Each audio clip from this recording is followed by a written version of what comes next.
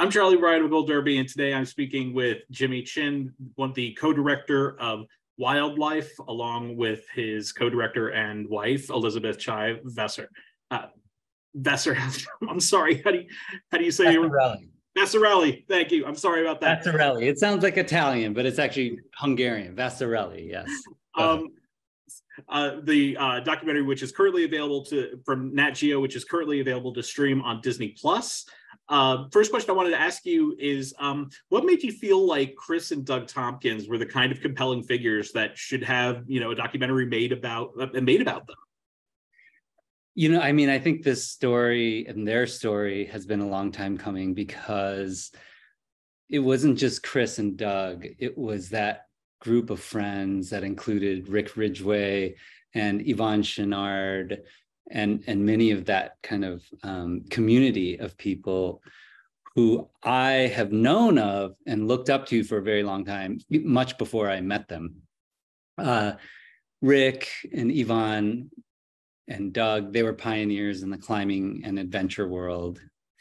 And, they had done very significant climbs all around the planet.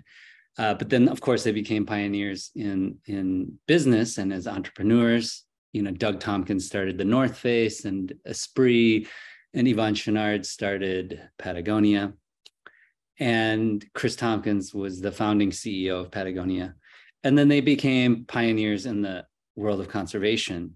But I had met them early on in my career, and I had known of all of these wild adventures that they'd been on and all these other things that they had done. And it was later on, after I met Kris and Doug and spent some time with them in Chile and saw what they were doing, that I thought, there's not just one incredible story, but there are, it was an embarrassment of riches in terms of all the different stories that they had as a group of friends and just how much impact they had on the world. So Kris and Doug's story and what they did in Chile, I thought was one of the great stories of our time that was kind of untold. And through that story, I was able to kind of, with Chai, be able to tell the story of that whole kind of group of friends who really defined a lifestyle and an ethos of kind of the entire outdoor industry and adventure world, and now in conservation. So did it take any convincing in order to get Kris Tompkins to participate in the making of the film? Yes, it did, because, and I understand why. I mean, she is of the generation, and along with Doug and Yvonne, they're not looking to be famous. They're of the generation that was talk less, do more. They were always about getting the work done. And I don't think initially she felt like there was any need to publicize her life or what she had done. And as you can imagine, being a subject or a participant in a documentary is tough. And we ask a lot of our participants because we commit everything to our films. Like when Chai and I choose to make a film, we commit years of our lives. And I'm sure many of the participants on this group, all understand how much you bleed for these films. And so we expect 100% commitment as well, because we want to be able to tell a full and authentic story. And so I think Kris took some time to think about it. And then I think she understood that, we had this platform and that this story was really one of the, hopeful stories about the environment and about how to create change in this world in a meaningful way. And she signed on and she committed 100%. One of the wonderful things about this, about the crew that you brought onto this, was you had Gustavo Santaolalla two-time Oscar winner for original score, composing the music for this film. What was it like to bring him on to compose the music for it? Well, he was certainly our first choice. You know, coming from South America, and also just the entire, I think his work most closely matched for us musically to kind of the experience of these landscapes. And it just felt like a natural connection. And of course, it was extraordinary to work with him. And we are very, very happy with the music that he and his team produced for this this film. I mean, very, very grateful. And that's the thing about these kind of films, right? It's, you bring together these incredibly talented people and see what happens. And it's only through that you're able to make these films. So you mentioned when I was bringing up your co-director and your wife, Elizabeth Chai Vassarelli, that what I'm curious is, were you both filmmakers individually before you met and got married, and how did you end up collaborating as filmmakers? Yeah, well, I was originally a professional climber and skier and photographer. I was shooting as a photographer for National Geographic, and I met Chai when I was making my first foray into a feature documentary, which was what ended up becoming Meru.